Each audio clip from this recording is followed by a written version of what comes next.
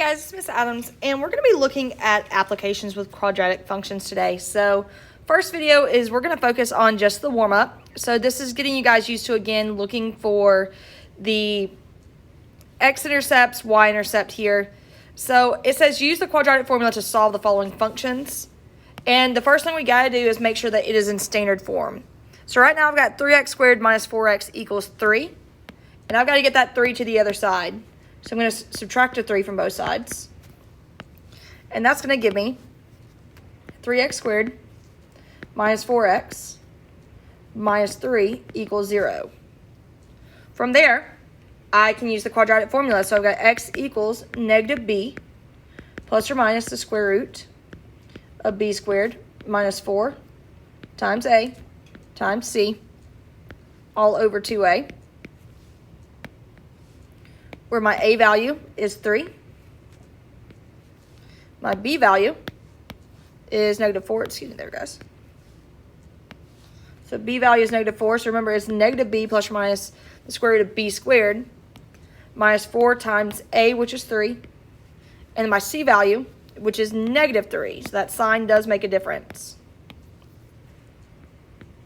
And from here, I can go to my calculator. And I'm going to use the fraction button. And I'm going to plug in, I'm going to use the negative sign, open parentheses, negative 4, close parentheses, plus second x squared, open parentheses, negative 4, close parentheses, squared, minus 4, open parentheses, times 3, close parentheses, open parentheses, negative 3, close parentheses. Then in my denominator, I'm going to go down and have 2 multiplied by 3. So that gives me, for the positive value, that x equals the square root of 13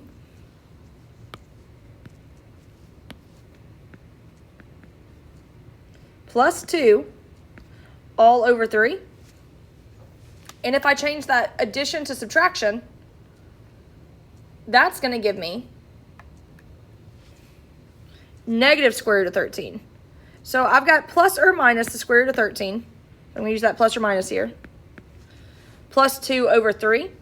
But I want those to be in a decimal form because I really don't know how to graph that as it is. And I want to find x-intercepts.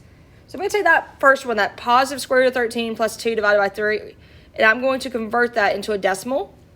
So my positive solution is approximately 1.9, comma 0. Meaning that my negative solution becomes, let's see here, negative 0.5, comma 0. Then we can take our y-intercept from that standard form, which is going to be 0, comma negative 3. So those are irrational solutions. When it's irrational, you guys can just go ahead and round to the nearest hundredth.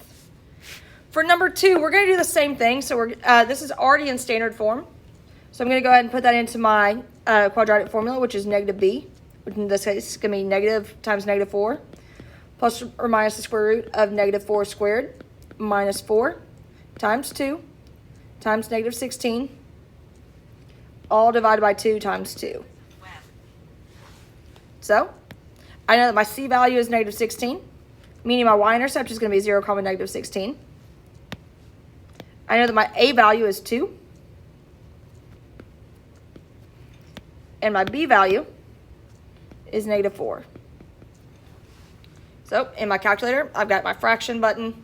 I've got negative 4 plus the square root of negative 4 squared minus 4 times 2 times negative 16, all divided by 2 times 2. So my positive solution is going to be that x equals 4. And if I approach this from the negative side, I can change the addition to subtraction. And I get that x equals negative 2. So I've got negative 2, comma 0 and 4, comma 0. And guys, that's the warm-up for this 11.6 grade of practice. Or excuse me, the